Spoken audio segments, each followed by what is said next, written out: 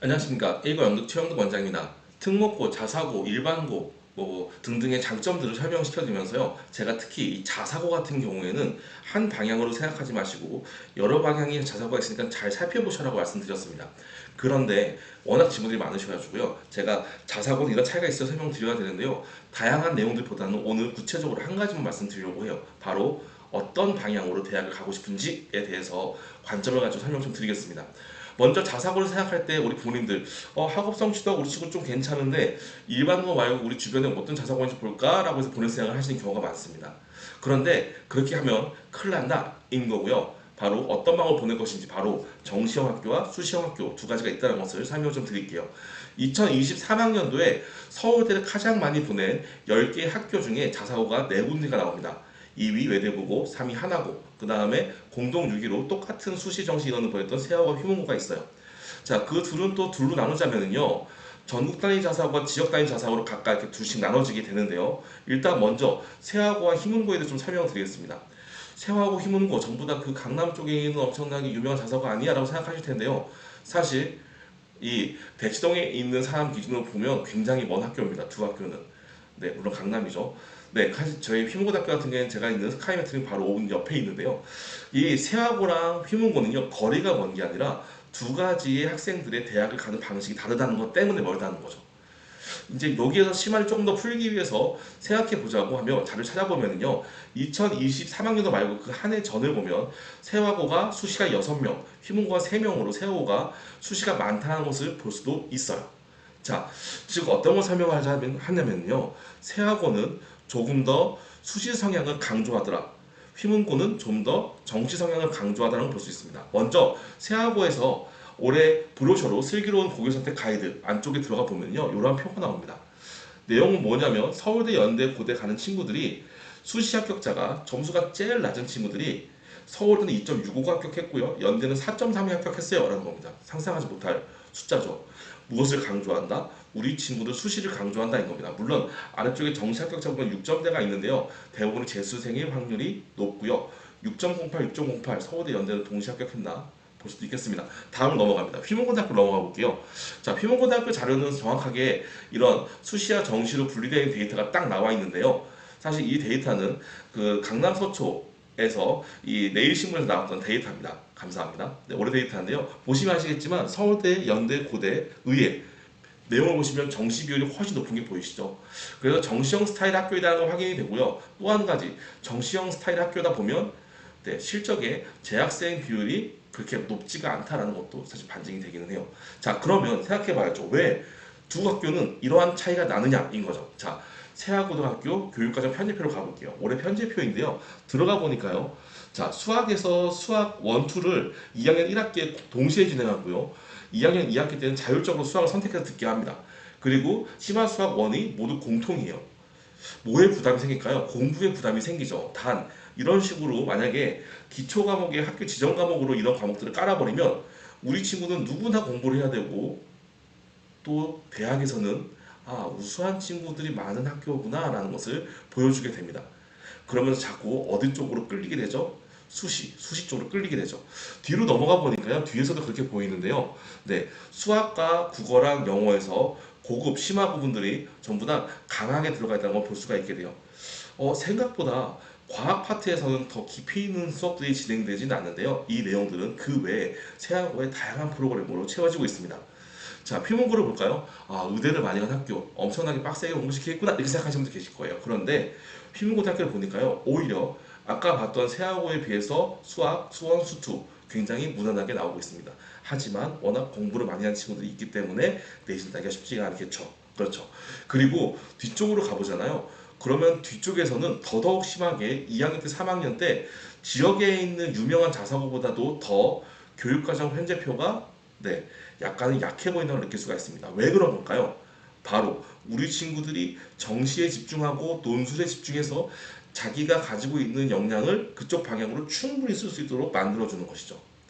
때문에 교육과정 편집표만 봐도 세하고랑 휘문고는 공부한 스타일이 갈라진다라는 것을 볼 수 있겠습니다. 휘문고등학교 같은 경우에는 올해 이렇게 자사고의 지정이 폐지된다는 말이 있었습니다. 그렇죠. 그런데 물론 올해 데이터를 보니까 올해 4월 달에 나와 있는 것에 휘문고등학교는 자사고 중에 하나로 전형을 시작하기는 합니다.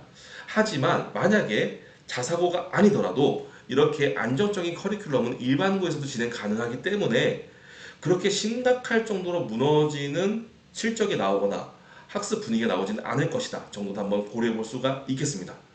자, 정리해 보면요, 세하고하고 휘문고하고의 수학 커리큘럼을 보자면 세하고는 좀 더 내가 보일 수 있는 활동 반경이 넓고, 그 다음에 이 친구가 조금 화려한 공부를 했구나 라고 해서 학생부 종합전형에 관심을 갖고 있는 커리큘럼을 갖는 반면, 휘문고등학교 같은 경우엔 안정적인 공부를 해서 우리 친구가 원하는 수능 공부를 착실히 하게 할 수 있는 면학 분위기 만들어준다라는 걸 느낄 수가 있습니다.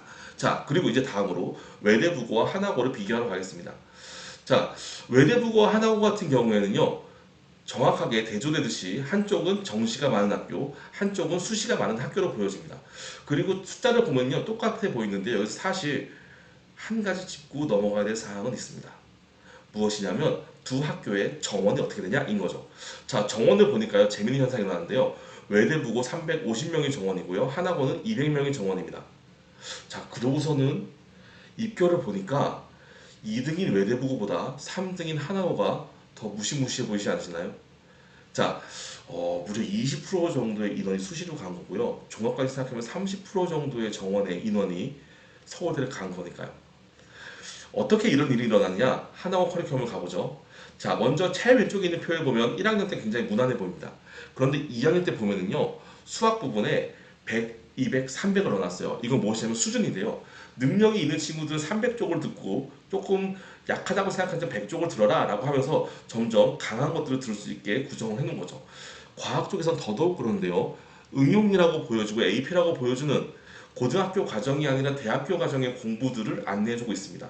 즉, 우리 친구들이 공부를 하다 보면 특목고에서 하는 전문 교과와 대학에서 하는 교육들이 보이기 때문에 당연히 누가 좋아할까요?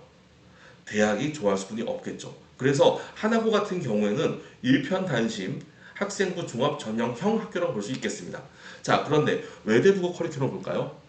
자, 첫 번째 외대부고 커리큘럼 보면요, 제 왼쪽에 1학년 때는 안정적으로 공부해지는 게 느껴져요. 그렇죠? 여기 공통입니다. 그런데 2학년 때로 넘어가 보니까요, 하나고에 비해서 굉장히 커리큘럼이 다채로워요. 그런데 심화, 고급이라는 단어들이 많습니다. 그렇죠. 2학년 때부터 3학년 때까지요. 근데 그 외에도 AP 과정이나 전문 교과도 들어있네요. 정리해 볼까요? 결론적으로 말씀드리면 외대부고하고 하나고는요, 외대부고가 하나고의 학생부 종합 전형형 수업들을 다 가지고 있진 않지만 꽤 훌륭하게 가지고 있다는 게 느껴집니다.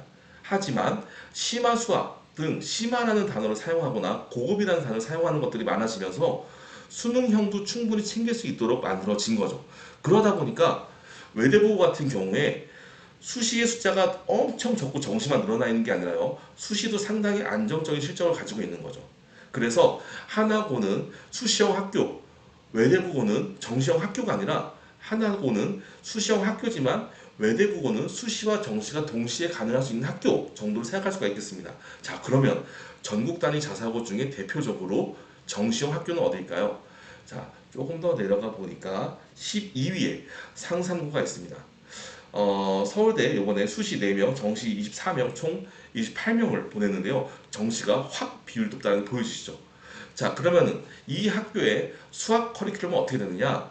네, 우리가 아는 수학의 정석의 상상고잖아요. 자, 먼저 앞서서 보여드린 것처럼 우리의 세하고처럼 2학년 1학기에 수원수투가 모여 있습니다. 그리고 그 밑으로 보니까요, 수학적 사고와 통계라는 다른 데서 본 적이 없는 과목들이 있고요. 수학이 쭉쭉쭉쭉쭉쭉쭉 계속 일어났습니다. 그런데 AP라고 하거나 전문 교과라고 하기보다는 전부 다 어떠한 용어들이 많이 쓰여져 있나요? 보이는 것들이 대부분 고급과 심화에 대한 내용들이 많이 있죠. 한마디로 어떤 스타일 학교다? 수능형 학교다인 겁니다. 자, 그래서 결론적으로 생각해 보면 우리 친구가 공부를 하는데 수시와 정시가 균형 있는 학교가 있는 것 하면 오히려 수시에 편중 혹은 정시에 편중되어 있는 학교가 있다라는 것이죠. 물론 오늘 단편적으로 교육과정 편집표만 보여줬지만 만약에 우리 학교에 깔려져 있는 자율활동, 동아리활동, 특색활동까지 생각을 해보면 우리 친구의 입시 성향을 보고서 정확하게 들어가야지만 우리 친구의 입시 전략 그리고 입시 성공이 가능할 거라 이야기입니다. 아셨죠? 자사고 어떻게 봐야 되는지 신중하게 바라보시기 바랍니다. 모두 화이팅입니다.